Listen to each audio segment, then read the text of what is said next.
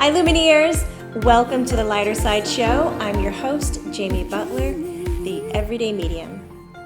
Today I'd like to share a little bit about myself, so I got a little coffee. We're just going to kick back today, and we're going to talk about my childhood friends, which were all dead. They were spirits. That's how I grew up.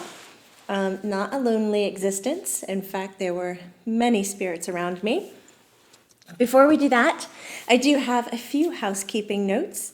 I have an intermediate online class coming up. It's incredible. It's going to be 11/11. That's November 11th, the light bearer's number. Yay! And just coincidence, but is there a thing called coincidence? So it's November 11th and November 18th. Online with Learn It Live. I create a little swag bag for you and I send it out to you and help you learn how to be a medium. We have an advanced class coming up in Atlanta in late March. So go ahead and put that on your calendar. I believe it's March 24th. You can look for these on my website, which is jamiebutlermedium.com. If you're local, check out our website for our in-house events at the Institute, the Love and Light Institute. It's our nonprofit. We have a lot of give-backs, and we host a lot of classes, which is fun, like Sunday Kung Fu. It's like spiritual Kung Fu. Crazy fun. And this center, we have a Twin Hearts healing class every Tuesday night. It's amazing. That's with Ursula Lentini. So if you've been a Lumineer for a little while, you might know her. She's floating around. There's a lot of great things happening here. And we're going to bring more and more of it online to you. But for now, grab your coffee. I haven't taken a sip yet. It's probably too hot.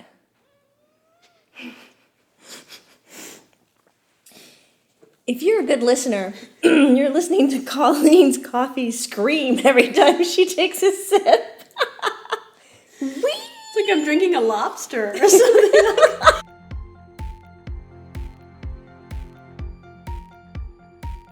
I get a lot of questions asking about my childhood and how I was how I was with my abilities. So for my childhood, I was able to see energies. I was able to communicate with them. In fact, it was a lot of who I was growing up. Playing with them, I'd play hide and seek. I'd play tag. No kidding, my mom has some stories where she's watching me through the window and I'm running back and forth in the backyard and screaming and laughing like I'm being chased and tagged. And she's by herself. And I come in, she's like, "What are you doing?" I'm like, "Oh, playing tag." She's like, "Okay." And I clearly remember hide and seek in the house. And you think, how sweet is that? Because, of course, my spirit friends know where I am. Duh. They're kind of all-seeing. So it's a little ridiculous to think that they were playing hide-and-go-seek. They're always going to win. But they would take their time before they found me, and I would hide in my mom's closet, like underneath her dresses, and I would sit up on top of her shoes. And there were several times, of course, my mom came in putting laundry away, and she's like, "What are you doing here?" Like, surprise. Like, I'm playing hide and seek. She's like, "With who?" Bob, and I'd run off all these names, and she's like, "Okay, like, we're here by ourselves, but yet you're just a great imagination. You have a great imagination." But it was way more than imagination for me. It was my reality. Those were my people. That's who I would hide underneath my bed, and they would lay with me underneath my bed. It was a very tall bed. I could almost sit up properly. That's how tall it was. When I was little, I would have to do a running sprint and jump up and get on it.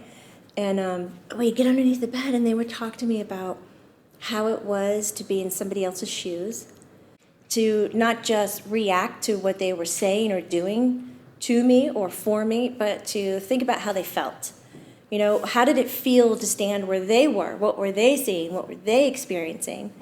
And it was just really interesting because I didn't get a lot of that from, my teachers or my peers at school. My mother is a very compassionate woman. And she would often talk about, remember what other people are feeling. But I didn't spend a lot of time with my mom. I was one of those, what do you call them, latchkey kids. Is it You were latchkey? independent. I was independent. Well, both my parents worked, and when we got off the bus in the afternoon, I mean, you walked home, you found the hidden key, you got your butt inside, and you stayed inside until your parents came home, 5:30, 6 o'clock, and then you could run free. And so for those times, I was, probably watching some Flintstones and Jetsons, if you know those shows, but really playing and getting to know my world, my people. And we would play classroom.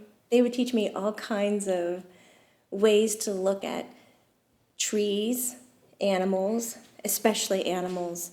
There was it's still today, some weird thing in my life that if an animal is injured, it finds me. It finds my house.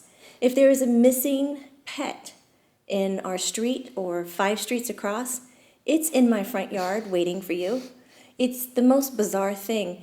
But I had this team to talk about, and Bob was my number one spirit friend growing up.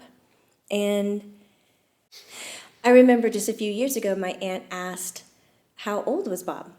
Even my mom asked it, and I was like, oh, he's probably in his mid-30s. And then she gave me this look like, what? Like, you were 4, 5 years old. You were playing with a mid-30-year-old man? Like, that's kind of creepy to them. And they didn't know this until a couple of years ago? Oh, they had no idea. They thought Bob was a kid. Bob was a full-grown adult. And he showed up in these nice, business suits. His hair was, brushed back, almost a little, product-y, And he always loved showing me pictures of his car. He had this convertible car. And I remember thinking the first time he showed it to me in my head that he had a broken car because there was no roof on it, that I thought maybe it had broke because I'd never seen a convertible. It's not part of my world. I mean, we had trucks, we had a nursery farm. There wasn't convertible cars.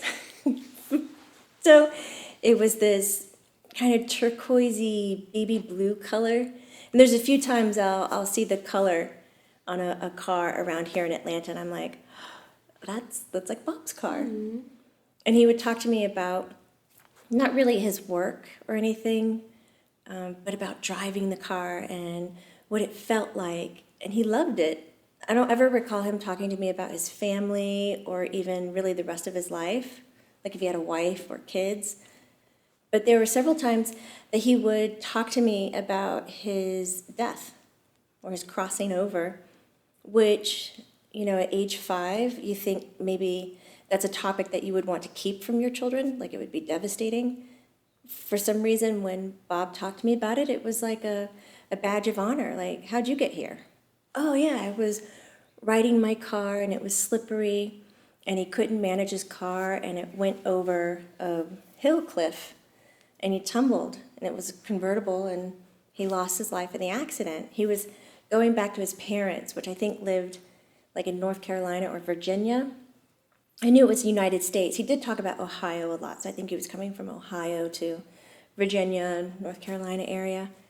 Did he look like he was from the same time as you were in? So I'm thinking if you were 4 at this time, this was late 70s, early 80s? You're so sweet. I like you so much. Was it 1995? It was 1995 when I was 4. No, I'm just trying to picture it in my head, and I'm imagining others are as well. Like, does he look like he's from the 1950s? Does he look like he's it's more of I guess knowing what I know now, probably early 60s or late 50s kind of a look, where the tie was thin. It didn't have the fatness of the 70s. And the kind of the greased back. Yeah, he had it combed back. Yeah. You could see the part, and then it was kind of coming back, and it was really dark hair, and it was cut short, almost military short on the side. And he was a slim man. There was nothing that stuck out, like a big nose or, jewelry or anything like that. It was just super nice and wonderful to me. Took care of me.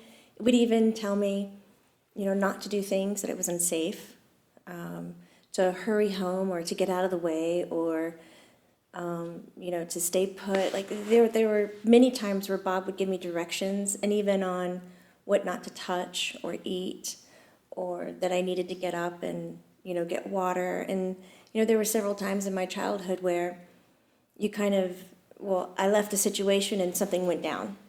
And it was just like, well, that was interesting. But, as a kid, I don't think that was a miracle or fascinating. I just wasn't there. Mm-hmm. I had left. Because for me, Bob wasn't something phenomenal. He was just my best friend. He was the one I talked to all the time. Really low-key. And how long do you feel like Bob was with you? I know you talked about age 4. I think you mentioned age 6. Are you thinking he was with you since birth? Yeah. Yeah. I mean, I don't remember a straight up, hi, nice to meet you. Mm-hmm. I mean, he was just always around. And the last, this is an updated version. I have recently seen Bob for a short amount of time. And trust me, I've been on the hunt for many years since I started seeing spirit again, because the age 6 to 18, it was like my dry spell. My mom, at the age of 6, decided that she wasn't going to do this anymore. She was kind of exhausting her techniques of getting me to not save 6 seats, to not talk to the air, to not get mad at my brother for taunting the air, because my brother would say, where are they sitting? Oh, was that them? Mm-hmm. Or when he'd put his fingers on them and he would just drive me crazy.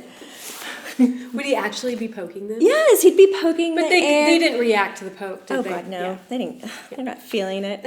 But I remember there were several times where my mom would draw lines in the back seat. This is the line. This is your side.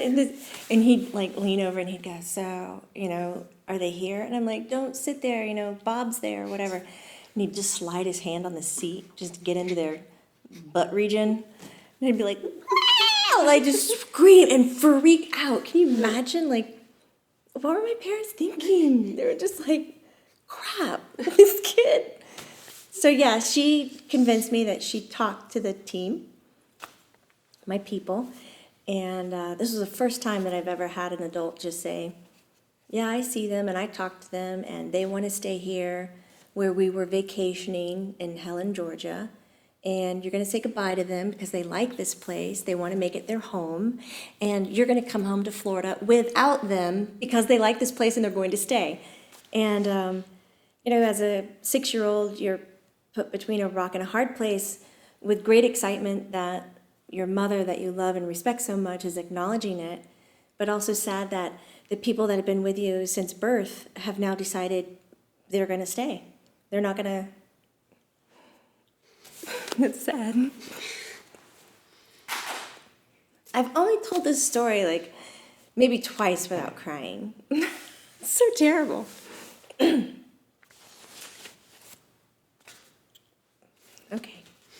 we're breathing. I hate that they did that. Why didn't they just get in the car and just tell me not to tell my mom that they were with me? I could have lied. Every time I hear this story, I held my tongue. I've heard the story a handful of times, and I just am fascinated. I think probably that it was just time for that to happen, and it was very unfortunate that it happened the way that it did. But like a lot of things in our lives, they don't always happen the way that we plan it to. That's very true. Mm-hmm.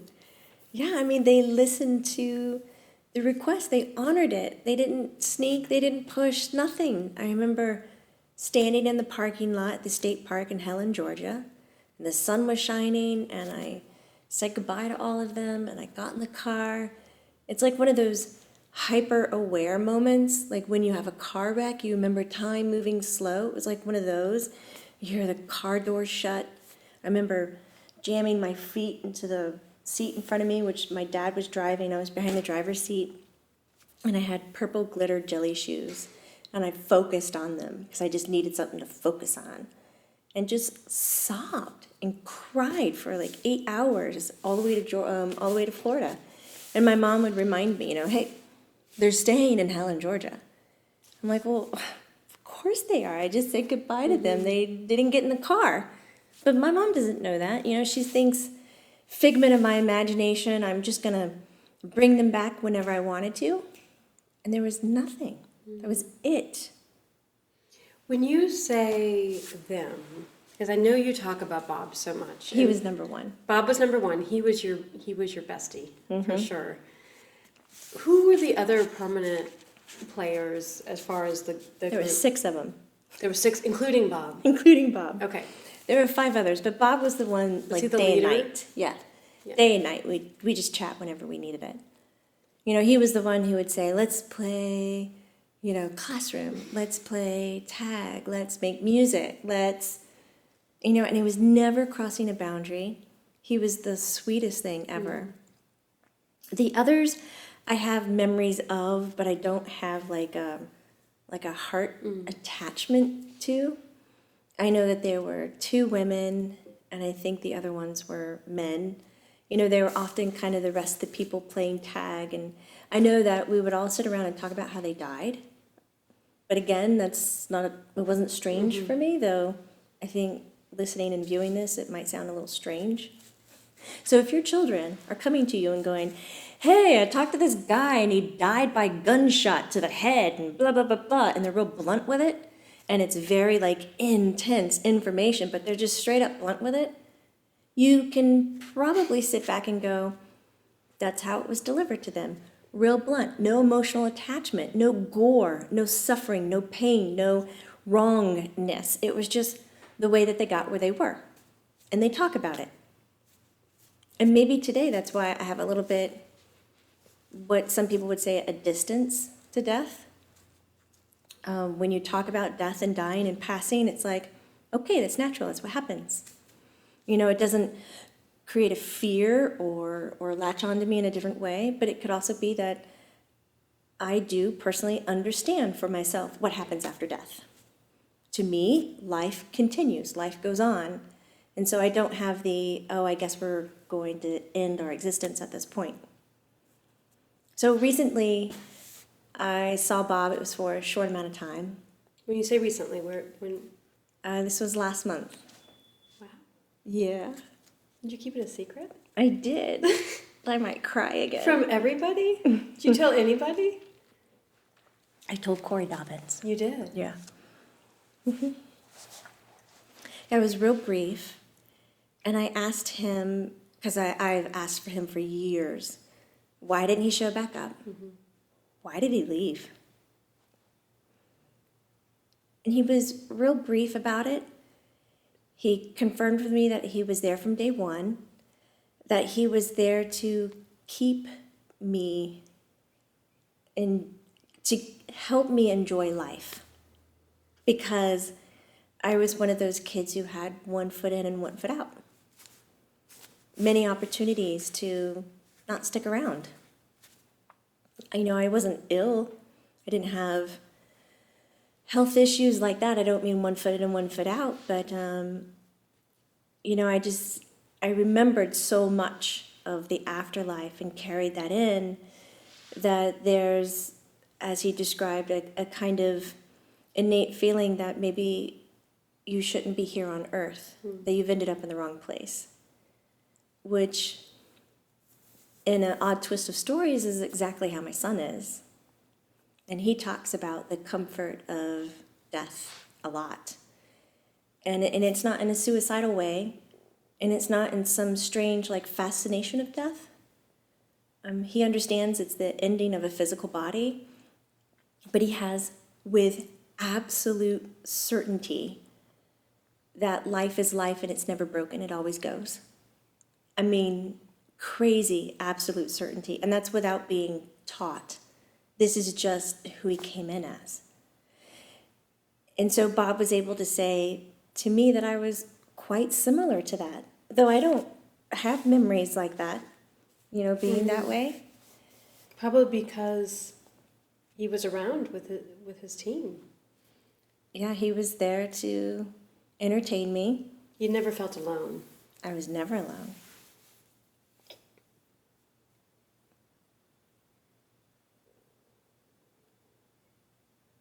I cannot think of a moment where I was. Isn't that interesting? Even hiding. Even thinking, you know, like when you're by yourself, you're in the closet, on your mom's shoes, underneath your bed.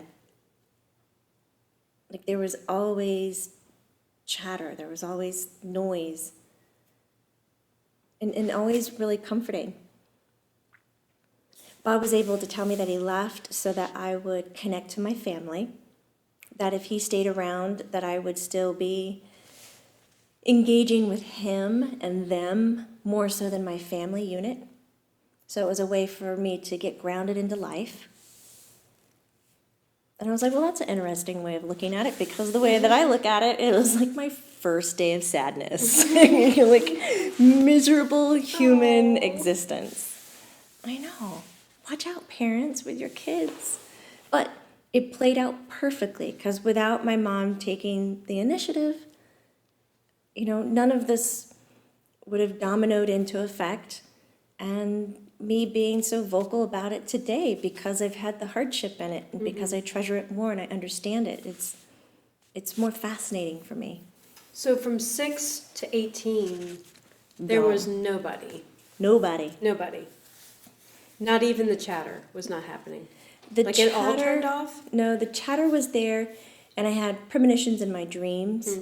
I would know stuff, but I couldn't tell you how I knew it. Whereas before, I could tell you, Bob told me. Bob told me we're going in the wrong direction. Bob told me there's a river up here with a waterfall. We can get out and play. Bob told me, just like, shut up, Jamie. Can you imagine? Oh. So it was just dream state. So he was a backup. He was a backup. He was backup plan. Right? Like he was a support. I mean, I'm thinking backup. Yeah. What do you call that? He said he Why was can't I think of that? a guide of mine, and that he protected me, and it was wonderful. Then when I moved away from my mom, who made the request for them to leave, and moved to college, that's when it started to happen again, where I started seeing stuff. So there's always been a slight chatter and some dream premonition stuff, but I'm no longer looking for him. It's gone. It's old hat. And now I'm seeing stuff. But it's not as clear seeing Bob. I'm seeing shadows, which at age 18 you identify as being negative, spooky, ghost, terrible. So I'm tossing shit at it. I'm throwing dishes.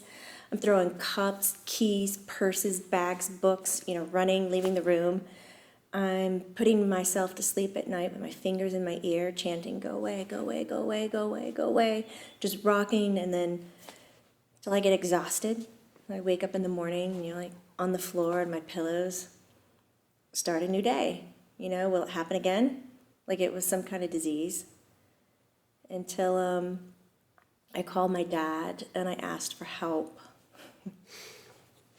I was like, something's wrong with me. I think I need to be put in a hospital. I was like, you've seen that movie Sybil? I'm Sybil. I was like, I've got other voices in my head. I know stuff that people aren't telling me. It was scary, very scary. Did your dad have any idea at that time did he believe you? He thought, okay, Jamie's going crazy. Or he thought, well, I remember when Jamie was little, she saw these people, and yeah. So he knew that was a possibility and didn't go straight for we need to get her help or medication. Oh, thank God. Yeah. No, Dad was like, well, I think you need to talk to Nana, which is my dad's mom. And I love her, like, to bits. But we weren't super uber close like I was with my grandmother, my mom's mom. And I was like, okay, I'm just going to call her and tell her I'm crazy. Like, that's not my first instinct right there. Yeah. He's like, you got to do it before you make any decisions. Did the memories of your childhood come up at all at that time when you were 18 and away at college? Like, gosh, what about Bob? Isn't that a movie? What about Bob or his team? Like, this used to happen to me. Is this what's happening again? Or were you so in the mindset of... It was so different, though. Yeah. They were dark entities. They were muddled voices. It wasn't like Bob. Bob was... It didn't feel safe and comforting. Yeah. Oh, my God. He was colorful. He was like, come here, let's play. And like, you had this tickly feeling everywhere. This was like, I'm being followed. I'm being haunted. And I'm going crazy. And I'd had so much time to be an adult and develop belief systems of that this is wrong, that I couldn't connect to it the way that I did before. I knew it was there from my childhood, because yes, I had the memories, but they were so different that I was like, this is not the same, I've lost it. So I called my Nana, and she was the one to describe that this is in the family. This is very natural for the women in the Butler family. No, it's not. It didn't feel natural, but it is a natural ability.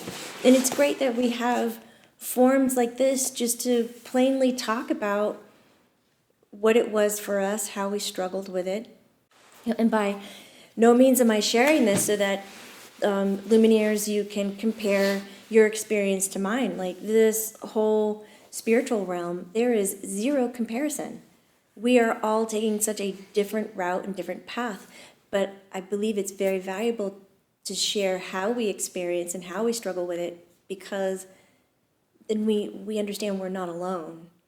You know, if you have a child who's going through this and talking about their friends that maybe are in their mid-30s and not kids, that are giving them information and helping them learn and grow, that this might not be a moment where we have to medicate them and send them to a therapist to get them pulled away from this experience so that they can be a human identity.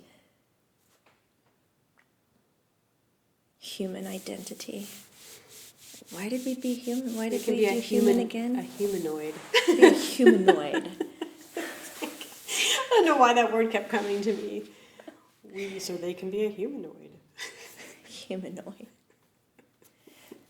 So Bob was a great, not even a third parent.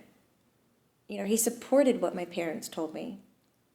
If he was a third parent, he probably would have talked back to me and say, hey, your mom didn't see us. You know, but they didn't do that. They went along with my mother's wishes when she was telling me to say goodbye. So they really are there to guide, help, and shape, you know, our experiences and our existence that we're choosing to have right now. What else do you want to know about Bob? You covered a lot. Mm-hmm. Childhood imaginary friends. Are they real? Yes. Coming up next. You know, I know that you talked briefly, I think you did a Happy Monday video about imaginary friends. What about getting a little bit into how parents can, what do you think about that? How parents can determine if their kids' friends are real or imaginary? I mean, I know for me, I had one of my brothers had 7 to 8. She has 5, right? I have 5 brothers. But one of my brothers, I won't name his name, had a team of imaginary friends. And I remember probably 3 or 4 of their names. I mean, this was some real stuff happening. It was real. Like, we all knew the team.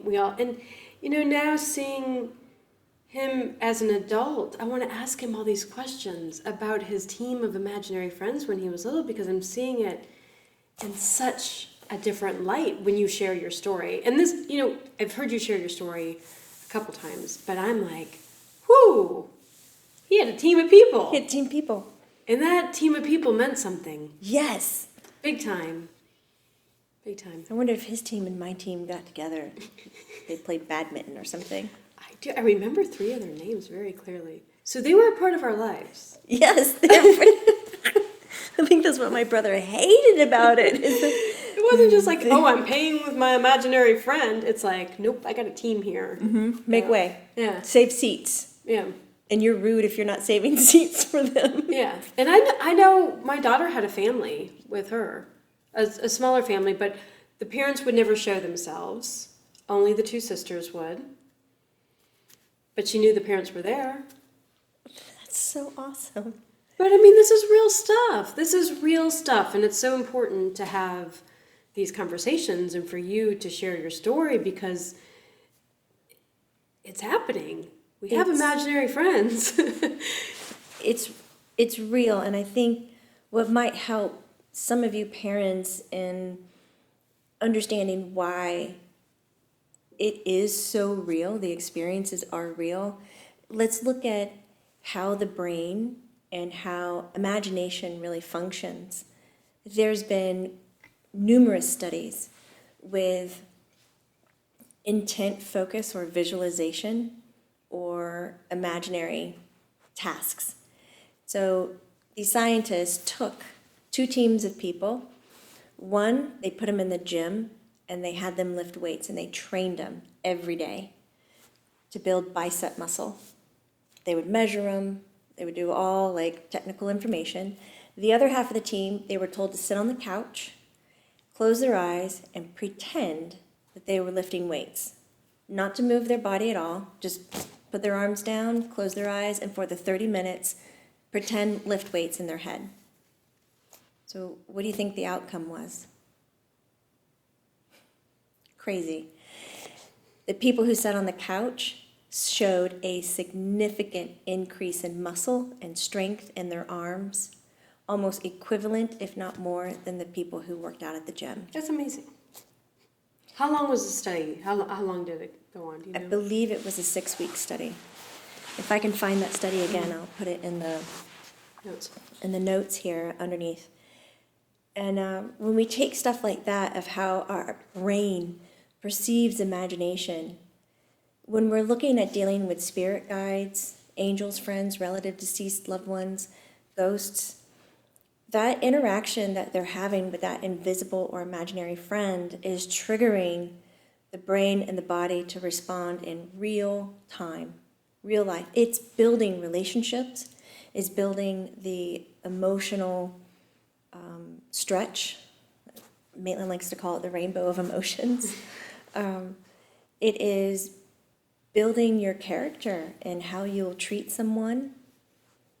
And so if we're coming into the situation, even if you're thinking about yourself and your imaginary friends that you've had in your history, looking at how can you refile those memories to support you now, since this is such an awareness that they are real to you and the experiences were real and you can take those for your benefit. And then how can you as a parent help your child when they're going through it, see it as something extremely valuable and not to dismiss it? What I do, that's a do and two together. What I do with my children when they've talked that, hey, who is that? Or they're like, make way, this is so-and-so coming through, you're like, crap. The first time it ever happened to me, I was overdue with my second child by almost 10 days. So miserable. Having a good time. Having a great time. My husband has now abandoned me in bed. He can't take it anymore. I'm a sweat house. And now my son is sleeping with me, and he's almost 3. And he wakes up in the middle of the night and is screaming. And so I'm like, oh my God. First of all, I'm upset that I'm overdue. My child is up in the middle of the night screaming, pointing into the darkness. I think he's like sleep dreaming or whatever that is. And so I gently, it's okay, go to sleep, wake up. And he cut his eyes at me and I was like, whoa, kid not dreaming, kid awake, And he was like, Mommy, Daddy doesn't look right. And I was like, Daddy's not even in the room, honey. Daddy's in the guest bedroom sleeping. No, that Daddy. And he's pointing to the wall. I was like, oh, what's happening? I'm like, are you okay? Are you awake? Daddy doesn't look right, and it's scary, and he's screaming, and he's crying. I'm like, think. And then I look up with my eyes turned on, and it's my grandfather. And it was the first time I realized how much my grandfather and my husband look alike. They're tall and thin. They have naturally dark skin, dark hair. It was kind of crazy. I was like, whoa. I was like, you're right, that's not Daddy. He's like, not Daddy, not Daddy, not Daddy. And he's pointing to the man in our room. I said, well, is it a boy or girl? It's a boy. I'm like, is he old man like Granddaddy? Is he young like Luca, like you? Old man.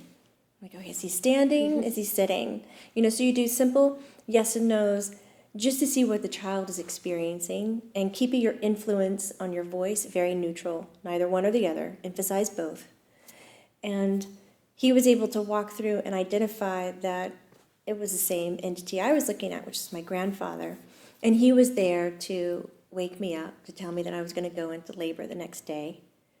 I told him that was very cruel, not to give me this news if it wasn't going to happen.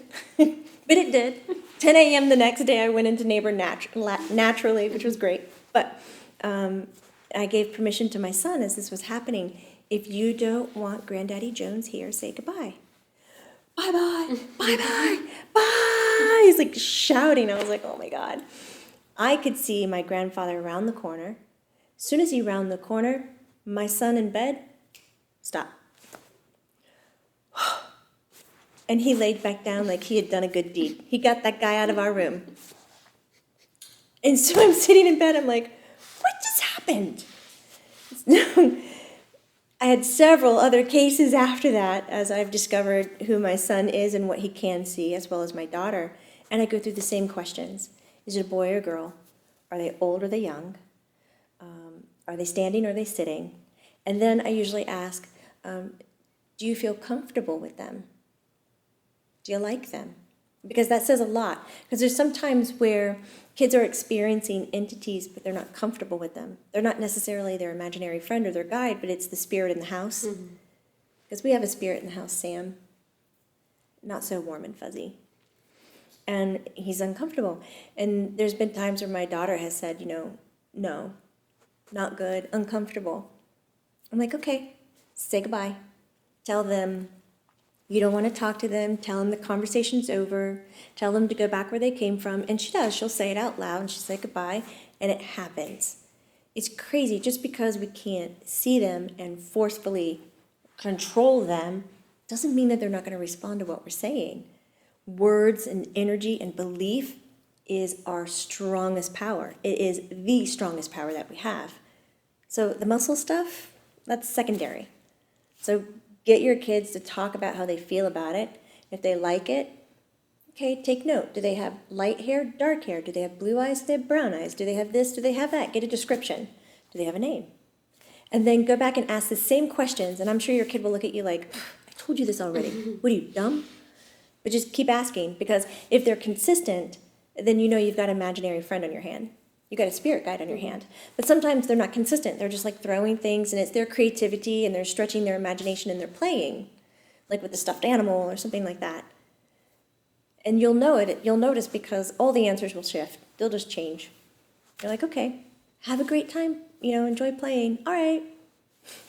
Have there been cases where your children have seen spirit that you are unable to see? Where they'll be seeing someone, something, and describing it, and you're unable to see it? Malu, my daughter, has seen a few things that I haven't been able to see. But you knew that she was actually really seeing something. Yeah, you could tell.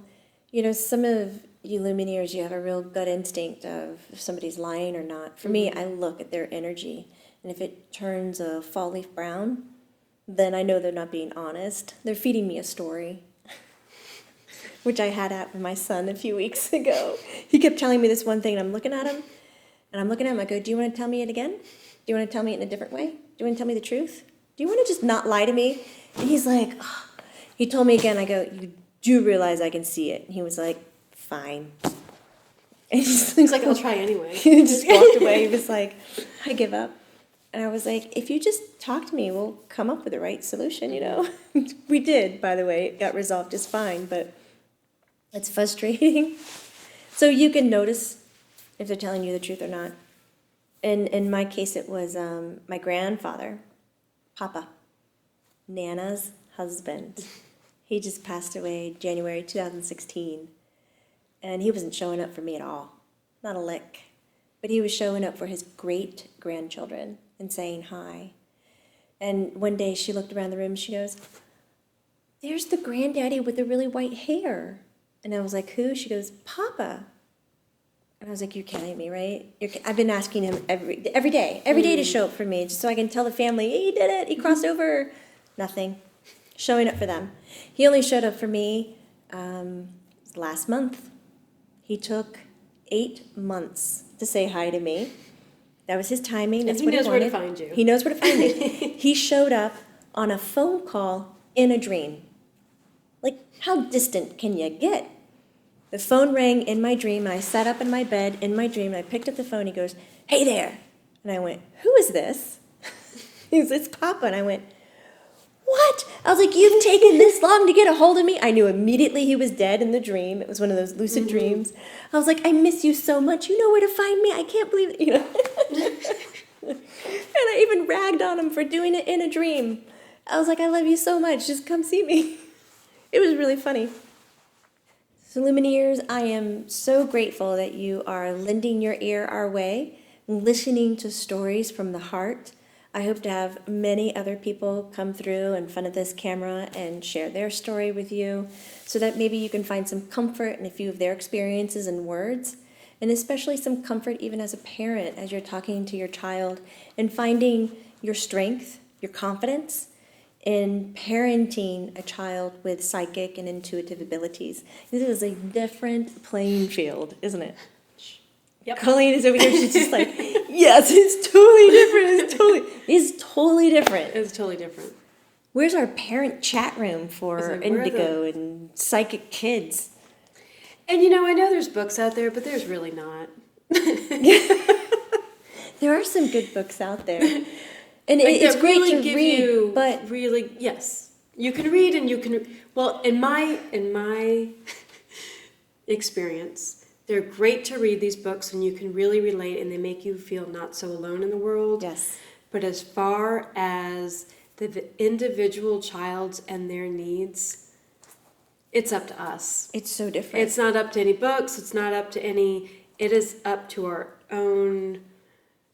It's thumbprint, God. snowflake. It's all so extremely different. And there's sometimes I wouldn't think that it's even possible because we can't have that many differences. Mm-hmm. There's got to be some that are super similar. But it's crazy. That's why this is so important. It's really important. Sit down and share. I hope you have a great rest of your day. And remember, Lumineers, it's not woo-woo. It's true. Bye.